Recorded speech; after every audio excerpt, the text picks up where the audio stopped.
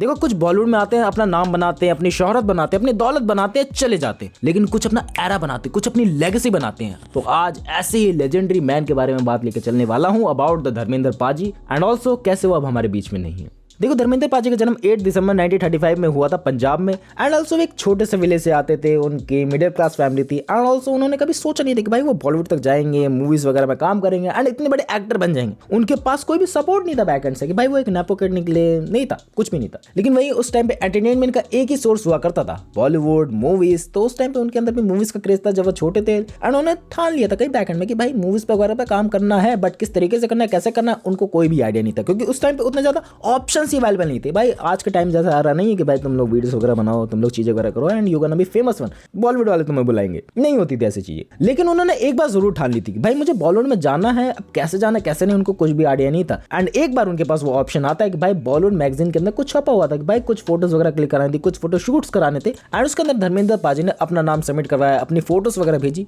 And वो select हो गए। उसके बाद उन्होंने बहुत सारी चीजें करी बॉलीवुड के अंदर, बहुत सारे वो नाम शोहरत जो भी तुम लोग सोचते हैं सब कुछ करी। एंड उनकी ओवरऑल जर्नी तब स्टार्ट होती है जब उनकी पहली मूवी मिलती है दिल भी तेरा हम भी तेरे। एंड उनकी एवरेज एक्टिंग की वजह से उनको उतना ज्यादा प्रेज तो नहीं मिला, लेकिन बॉलीवुड वालों ने ये जरूर बैक एंड में सोच लिया था कि भाई हाँ इस बंदे के अंदर बात है, ये एक्टर बन सकता है एंड बड़े लेवल का बन सकता है। एंड तुम लोग को पता है भाई पहली मूवी के साथ कोई भी फेमस नहीं हो जाता, पहली मूवी के साथ भाई इतनी ज्यादा पॉपुलैरिटी नहीं मिल जाती किसी को, कोई रेयर चांसेस होते हैं। एंड उन्होंने भी अपनी एक्टिंग रेंज पे वर्क किया, उन्होंने भी बहुत सारी चीजें बैक एंड में करी जिसकी उनकी एक्टिंग रेंज बहुत ज्यादा सुधरती गई एंड उनको और भी मूवीज मिलती गई। लाइक बात देखिए चले अनपढ़, फूल और पत्थर, ऐसी मूवीज के थ्रू ना उनको बहुत ज्यादा ब्रेक थ्रू मिला एंड उनको अपनी एक्टिंग रेंज सुधारने का भी मौका मिला कि भाई एक ही कैटेगरी के अंदर नहीं बस के रह जाना, दूसरी कैटेगरी के अंदर भी जाना है, दूसरे रोल्स भी ट्राई आउट करने, जिस वजह से मेरी एक्टिंग रेंज भी इंप्रूव हो, ऑडियंस भी बोर ना हो। उस टाइम पे उन्होंने ये सब चीजें सोच ली थी जो आज के एक्टर सोच नहीं पाते भाई। एंड धर्मेंद्र पाजी की कुछ यूनिकनेस थी, लाइक बात देखिए चले उनकी मैस्कुलिनिटी, उनकी इनोसेंस जो उनको एकदम यूनिक बना देती थी बाकी सब लोगों से हटके कि भाई हाँ इस बंदे की एक अलग पर्सनैलिटी है, ये बंदा आता है तो भाई लगता है कि कोई और आया है, ये नहीं कि भाई सेम एक्टिंग रेंज वाले सेम ही चीजें करके चले जा रहे हैं जो आज के एक्टर्स कर रहे हैं कि भाई हाँ सेम काइंड ऑफ लुकिंग लगते हैं, सेम काइंड ऑफ चीजें करते हैं एंड इस वजह से वो भीड़ में खो जाते हैं। धर्मेंद्र पाजी बिल्कुल अलग लगते हैं। एंड नाउ उनका टाइम स्टार्ट होता है 1970 से 80 के टाइम पे कि भाई उनकी इतनी ज्यादा पॉपुलर मूवीज आती भाई सब लोगों ने ऑलमोस्ट देखी है। और 1970s और 80s की फिल्में आज के टाइम पे कल्ट क्लासिक बन चुकी है एंड उनमें कुछ फिल्मों के नाम है लाइक शोले, यादों की बारात, सीता और गीता, दोस्त, जिसमें हर रोल में भाई ये बंदा सूट करता था, हर रोल में इतना ज्यादा परफेक्शन, हर रोल में इतनी ज्यादा डेप्थनेस एंड ऑल्सो लोगों को एंटरटेनमेंट में देखने को मिलती थी, लोगों को देखने को मिलता था भाई हाँ बंदा आया हंसा के जाएगा, बंदा आया भाई रुला के जाएगा, बंदा आया भाई एक्शन जो भी है वो बहुत ही ज्यादा बेटर रेंज का करके जाएगा। क्योंकि उस टाइम पे हमारे पास वो प्रिविलेज नहीं थी कि हम लोग हॉलीवुड वगैरह का कंटेंट देख पाए, हमारे पास लिमिटेड सोर्सेज थे, तो हम लोग को यही लगता था कि भाई ये that's one better one and उस टाइम पे वो बेटर थी।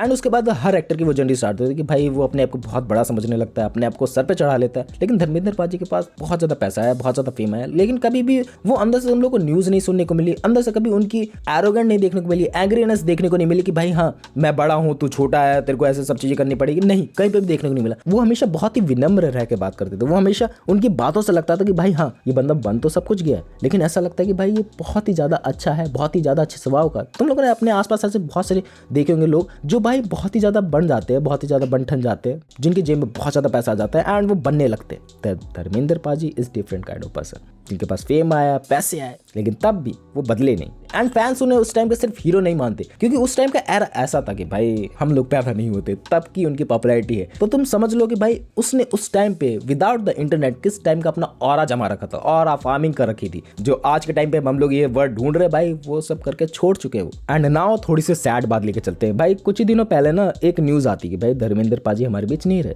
देखो मेरे को भी यकीन हो गया था, बहुत लोगों को यकीन हो गया था कि भाई दैट न्यूज इज रियल, क्योंकि मैं हूं ना बहुत ज्यादा इमोशनल आदमी एंड ऐसी सब न्यूज पढ़ता हूँ ना तो मैं कुछ ज्यादा रिसर्च नहीं करता हूँ, रियली ऑनेस्टली बता रहा हूँ। एंड जब मैंने ये न्यूज़ पढ़ी तो भाई मेरे को बहुत ज़्यादा उदासी हुई, बहुत सारे लोगों के मैंने मुंह से सुना कि भाई ये सब चीज़ें चलिए। एंड मुझे इस बात पे ज़्यादा विश्वास तब हो गया जब मेरे कुछ पॉपुलर क्रिएटर्स इस बात को प्रमोट करे कि भाई हाँ धर्मेंद्र पाजी हमारे बीच में नहीं है। पॉपुलर क्रिएटर्स, उनके 1-2 लाख सब्सक्राइबर हैं यूट्यूब पे एंड उसके बाद भी उन्होंने वो फेक न्यूज़ फैलाई या एंड उस फेक न्यूज़ को देखने के बाद मेरा खून बहुत ज़्यादा खौला कि भाई इस बंदे के पास इतना ज़्यादा सब्सक्राइबर है, इस बंदे के पास इतनी ज़्यादा चीज़ें और इसने ये चीज़ डालने से पहले डबल चेक और वेरीफाई नहीं करी, क्यों नहीं करी।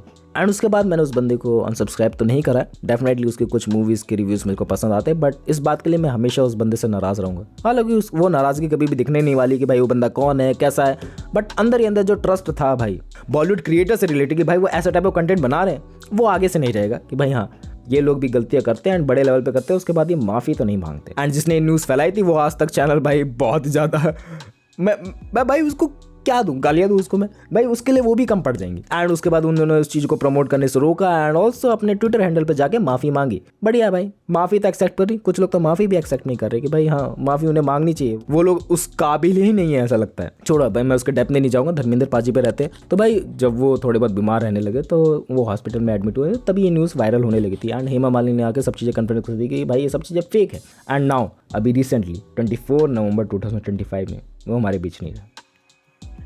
एंड अब की बार ये न्यूज़ फेक नहीं थी, सब बॉलीवुड सेलिब्रिटी गए, उनकी ओवरऑल जो फ्यूनरल हुआ एंड चीज़ें मतलब बेटर मैं बता नहीं पाऊँगा तुम लोगों को, बट हाँ ये दुख लगा कि भाई एक लेजेंडरी एक्टर हमारे बीच में नहीं रहे। बट ये कि भाई उन्होंने अपना टाइम बहुत अच्छे से काटा, बहुत अच्छे से जीवन बिताया एंड होप सो सब चीज़ अच्छी है, सब चीज़ें अच्छी होंगी, दैट थिंकिंग।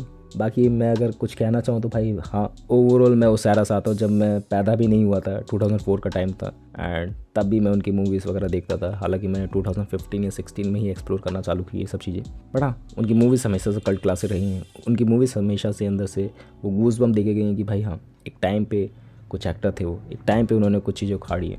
रियली फेल्ट कि भाई अच्छा लगता है देख के चीज़ें, बट थोड़ा सा बुरा भी लगा कि भाई ये सब चीज़ें सुनने को मिली।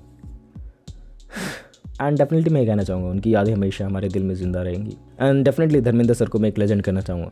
60 साल से ज़्यादा का उनका करियर रहा है, 300 से ज़्यादा फिल्में उन्होंने करी है, रोमांस जॉनरा में, एक्शन जॉनरा में, कॉमेडी जॉनरा में, ऑलमोस्ट हर जॉनरा में उन्होंने फाड़ के रखा है। एंड उनके अंदर जीरो ईगो था, डाउन टू अर्थ पर्सनैलिटी थी उनकी हमेशा से। उनके जो कोर फैन है ना वो हर जनरेशन से, लाइक मैं भी पसंद करता हूँ, मेरे पापा भी पसंद करते हैं, दैट थिंकिंग। एंड इसी के साथ इस वीडियो को एंड करते हैं।